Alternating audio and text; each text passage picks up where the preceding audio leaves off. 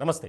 తెలంగాణలో ప్రభుత్వం మారిన తర్వాత సీఎం రేవంత్ రెడ్డి ఆయన తీసుకుంటున్నటువంటి నిర్ణయాలు, ముఖ్యంగా పాలనాపరమైనటువంటి అంశాల్లో ఏ రకమైనటువంటి దూకుడుతో వెళ్తున్నారో మనం చూస్తున్నాం. ఇట్లాంటి క్రమంలో ఎవరైతే అవినీతి అక్రమాలకు పాల్పడ్డారో వారిని క్షమించేది లేదు, ఉపేక్షించవద్దని చెప్పి అధికారులకు సీఎం రేవంత్ రెడ్డి ఆదేశాలు జారీ చేశారు.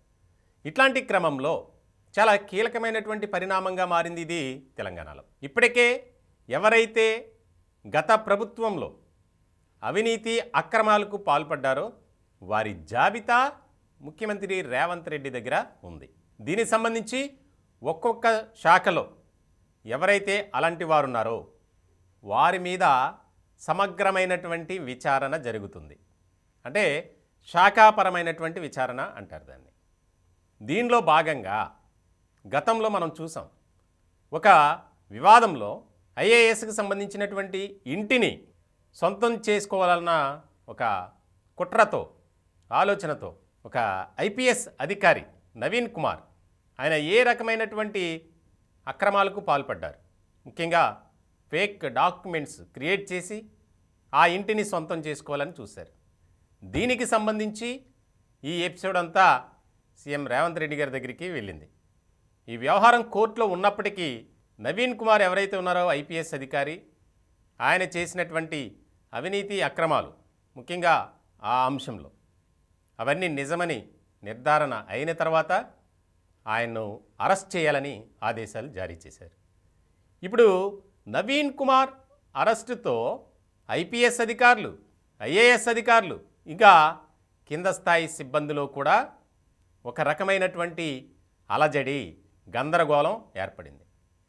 ఎందుకంటే ఇప్పటికే సీఎం రేవంత్ రెడ్డి గారు ఆ లిస్టుని ఆయన దగ్గర పెట్టుకున్నారు. శాఖాపరమైనటువంటి విచారణ జరుగుతుంది.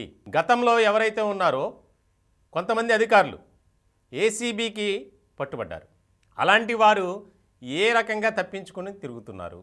అట్లానే పేదవారిని, ముఖ్యంగా ప్రజాసేవ చేయాల్సినటువంటి ఎవరైతే ప్రభుత్వానికి ప్రజలకు మధ్య వారధిగా పనిచేయాల్సినటువంటి ఈ అధికారులు ఉన్నారో అక్రమాలకు, అవినీతికి పాల్పడ్డారు. వారి మీద వందలాది ఆరోపణలు.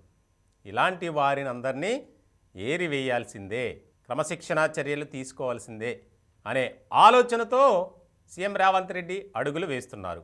ఇప్పుడు తెలంగాణ వ్యాప్తంగా ముఖ్యంగా ఉద్యోగుల్లో ఇదే చర్చ నడుస్తుంది. అంటే తప్పు చేసిన వారు ఏ స్థాయి అయినా వదిలేది లేదు అని ఎప్పుడైతే ఆయన ముఖ్యమంత్రిగా ప్రమాణ స్వీకారం చేసిన తర్వాత మాట్లాడారో ఆ రకమైనటువంటి వైఖరితోనే ముందుకు వెళ్తున్నారు. దానిలో భాగంగానే ఈ ఐపీఎస్ అధికారి అరెస్టు. గతంలో తెలంగాణ రాష్ట్రంలో ఎన్నడూ లేదు అలాగా. కానీ ముఖ్యమంత్రిగా రేవంత్ రెడ్డి బాధ్యతలు స్వీకరించాక ఆయన వెళ్తున్నటువంటి మార్గం కానీ, ఆయన తీసుకుంటున్నటువంటి చర్యలు కానీ మనం చూస్తున్నాం. కాబట్టి అవినీతి అక్రమాలకు పాల్పడినటువంటి అధికారుల్లో ఒక అలజడి నెలకొంది. ఒక రకంగా చెప్పాలంటే ఉరుకులు పరుగులు పెడుతున్నారు. ఎప్పుడు ఏ క్షణాన్న ఎవరి మీద వేటు పడుతుందా అనేది. ఇప్పటికే సెక్రటేరియట్లో ఉన్నటువంటి కొంతమంది సిబ్బందికి నోటీసులు కూడా ఇచ్చారు. అంటే గతంలో మీరు ఇలా చేశారు, ఇకపై అదే కంటిన్యూ అయితే మాత్రం కఠిన చర్యలు తప్పవు అనేది దాని సారాంశం. ఇలాంటి సందర్భంలో చాలా కీలకమైనటువంటి పరిణామంగా ఇది మనం చూడాలి. ఎందుకంటే పాలనాపరంగా ప్రజలకు ఒక మంచి సుపరిపాలన అందిస్తాం, ఇందిరమ్మ రాజ్యం స్థాపన కోసం మేము కృషి చేస్తాం. గత 9.5 ఏళ్లలో పరిపాలన ఏ విధంగా ఉందో దానికి భిన్నంగా ఉంటుంది. ఎవరైనా సరే, అధికారుల్లో కావచ్చు, ఆయా రాజకీయ పార్టీలకు సంబంధించిన వారు కావచ్చు, ఎవరైనా సరే అవినీతి అక్రమాలకు పాల్పడితే వారిపై కొరడా జులిపించాల్సిందే. దానిలో భాగంగానే ప్రజాప్రతినిధుల అంశానికి వస్తే కనుక మల్లారెడ్డి, జీవన్ రెడ్డి, ఇంకా ఆ జాబితాలో చాలామంది ఉన్నారు. వారిపై కేసులు నమోదు చేశారు. సెటిల్ చేసుకోకపోతే అరెస్టు తప్పదన్నట్లు. ప్రభుత్వ భూములను కబ్జా చేసిన వాళ్ళు, ఇలా రకరకాల కారణాలతో అనేక రకాల ఆరోపణలు ఎదుర్కొంటున్నటువంటి అధికారులను, ప్రజాప్రతినిధులను ఎవరిని కూడా వదిలేది లేదు. ఎందుకనంటే గతంలో జరిగినటువంటి అరాచకాలు, అవినీతి అక్రమాలు అన్నీ ప్రజలకు మనం వివరించాలి. దీనిలో భాగంగానే మనం ముందుకు వెళ్ళాలి.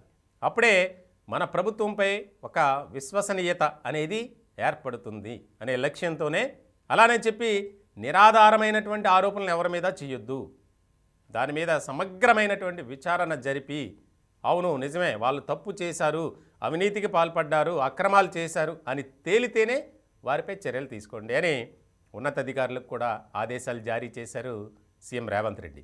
ఇప్పుడు ఇదే ఒక రకమైనటువంటి కన్ఫ్యూజన్ అలజడి అయితే ఏర్పడింది అధికారులు. ఎందుకంటే తప్పు చేసిన వాడు ఎప్పటికైనా భయపడతాడు, మనం చేసిన తప్పు ఎప్పుడు బయటపడుతుందా అని. ఇట్లాంటి క్రమంలో ఇప్పుడు ఈ ఎపిసోడ్ చాలా ఇంట్రెస్టింగ్గా మారినటువంటి అంశం.